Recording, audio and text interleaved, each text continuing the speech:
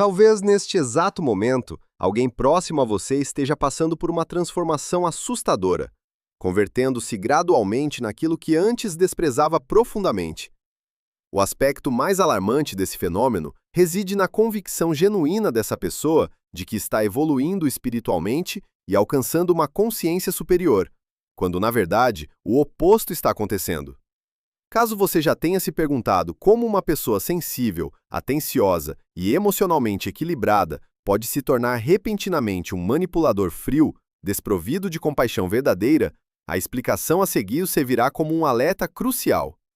O renomado psiquiatra Carl Gustav Jung dedicou uma porção considerável de seu trabalho científico ao estudo das metamorfoses sombrias da psique humana, identificando 4 equívocos fundamentais que impulsionam indivíduos empáticos em direção ao narcisismo.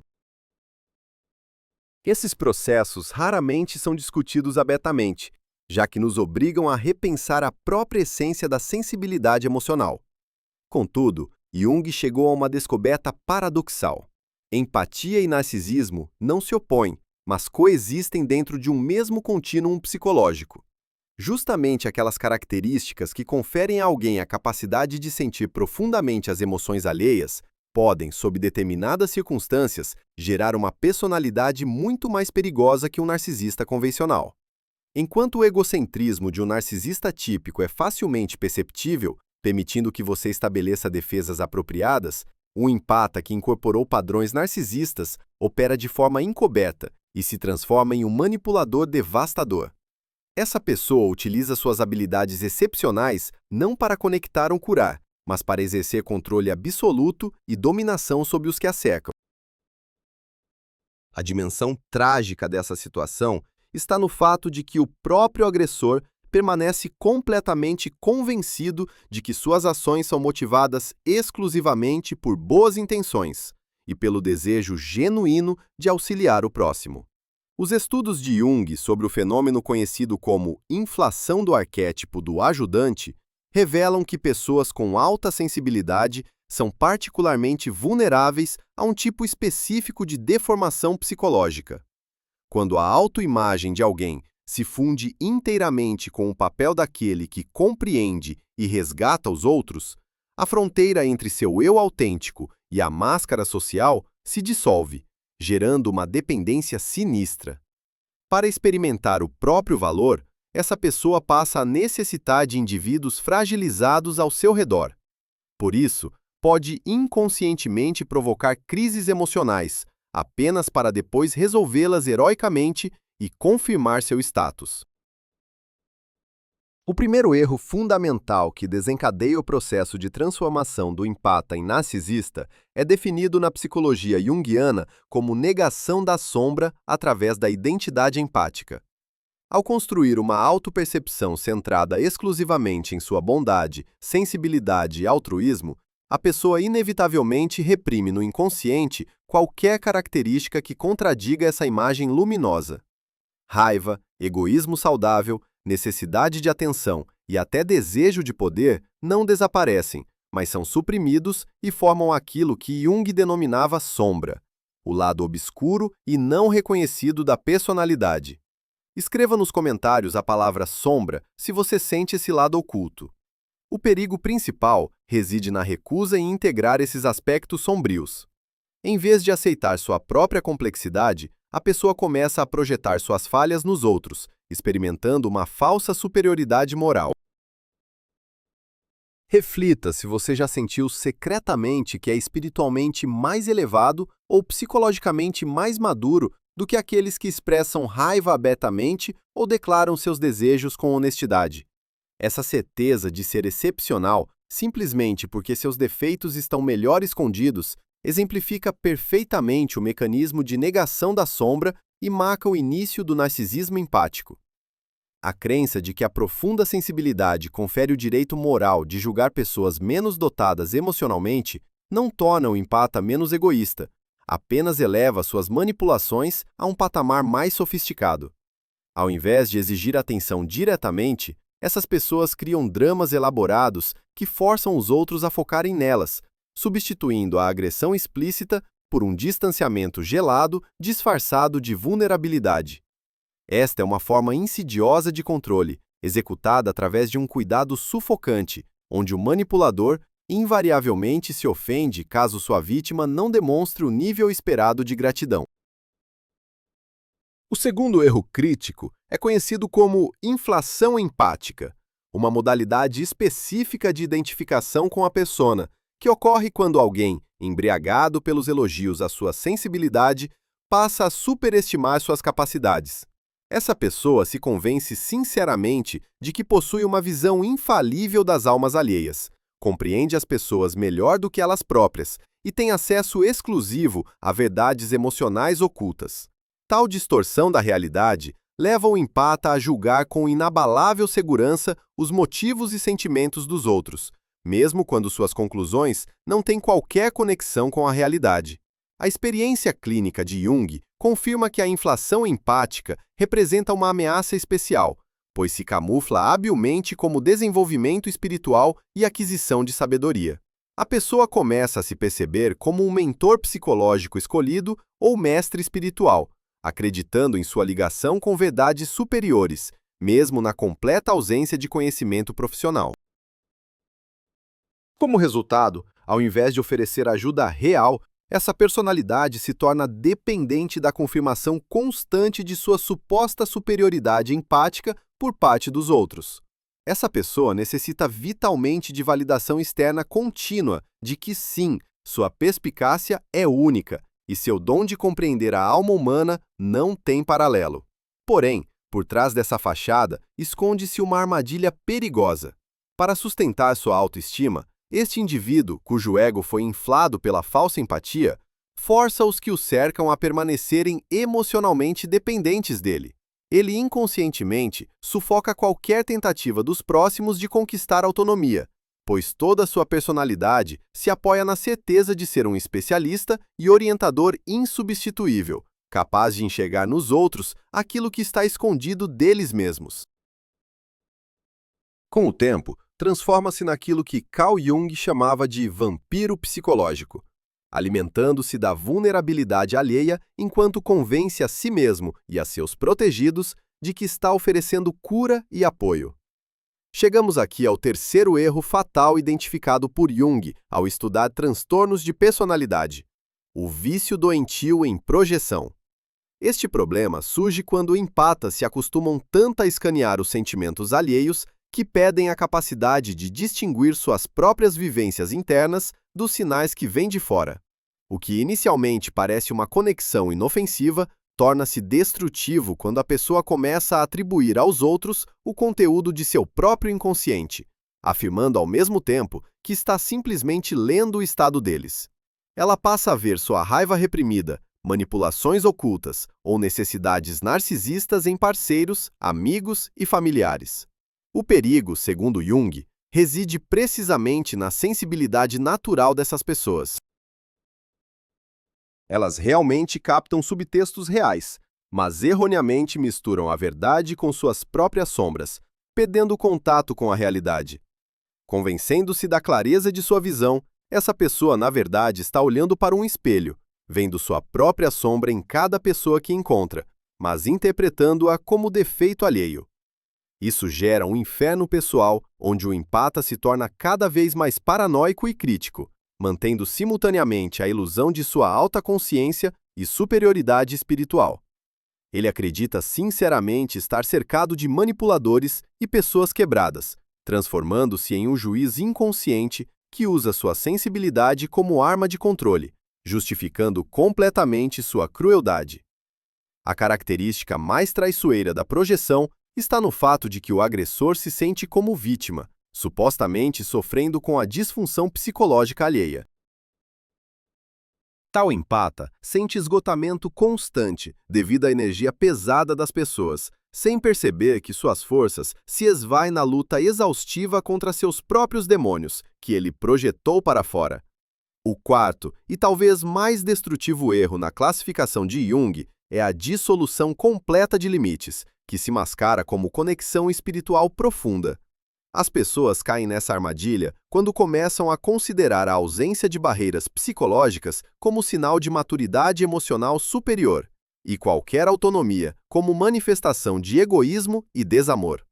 Orgulhando-se de sua disponibilidade total e fusão com as experiências alheias, não percebem que essa dissolução é, na verdade, uma forma de invasão psicológica. Escreva nos comentários a palavra barreira, se para você também é difícil estabelecer limites pessoais.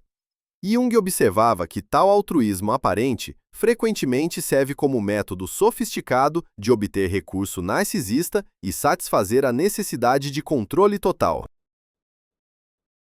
A pessoa com limites difusos extrai seu senso de identidade da fusão completa com a vida do outro, tornando-se um colonizador psicológico que ocupa território emocional alheio sob a bandeira do cuidado. Externamente, parece que ela está dando tudo de si, tempo, energia, atenção, mas na realidade está tirando do parceiro o mais importante, autonomia e possibilidade de desenvolver a própria inteligência emocional. Isso cria um modelo de relacionamento que Jung denominaria escravidão psicológica, onde os outros perdem a fé em sua capacidade de viver sem a orientação constante de seu salvador insubstituível. Na pessoa, se forma um estado específico, que Carl Jung caracterizaria como complexo de salvador, escondido sob a máscara de alta sensibilidade. Para confirmar seu próprio valor e superioridade, tal personalidade necessita vitalmente de pessoas quebradas, confusas, em posição de dependência. O aspecto mais perturbador nas descobertas de Jung é que os erros que descrevemos raramente aparecem isoladamente. Eles operam em sincronia, reforçando-se mutuamente e iniciando uma espiral descendente de degradação narcisista inconsciente. O empata que rejeita seu lado sombrio começa a inflar desmedidamente suas próprias capacidades emocionais, o que inevitavelmente conduz ao hábito prejudicial de projetar seus sentimentos nos outros. Para manter a ilusão de seu talento único e eleição, ele precisa dissolver limites pessoais. Como resultado, surge uma espécie de tempestade perfeita psicológica, transformando compaixão sincera em manipulação refinada e sensibilidade em parasitismo emocional, onde o cuidado se converte em instrumento de dominação velada. O horror dessa metamorfose reside em sua gradualidade e na absoluta certeza da pessoa na pureza de suas intenções. O empata acredita sinceramente que está crescendo espiritualmente, tornando-se mais amoroso e útil para a sociedade, quando na realidade está mergulhando na escuridão. Ele erroneamente interpreta sua crescente atitude crítica como perspicácia, confunde exaustão emocional com profundidade de conexão e traduz o anseio de ser necessário como serviço sagrado, inventando justificativas complexas para a simples busca de alimentação narcisista. Jung compreendia perfeitamente que tais empatas sombrios representam uma ameaça muito maior que narcisistas clássicos, pois sua influência é incrivelmente difícil de reconhecer e neutralizar. Suas manipulações são apresentadas como processo de cura, controle rígido se disfarça de orientação sábia, e invasão brutal da alma é vendida como forma suprema de intimidade espiritual. Utilizando terminologia psicológica, eles fortalecem sua superioridade, chamada de narcisismo espiritual, e escapam habilmente da responsabilidade por seus próprios padrões destrutivos. Parceiros e pessoas próximas dessas personalidades transformadas frequentemente se encontram em estado de completa desorientação e profundo sentimento de culpa, sentindo que estão lentamente perdendo a razão.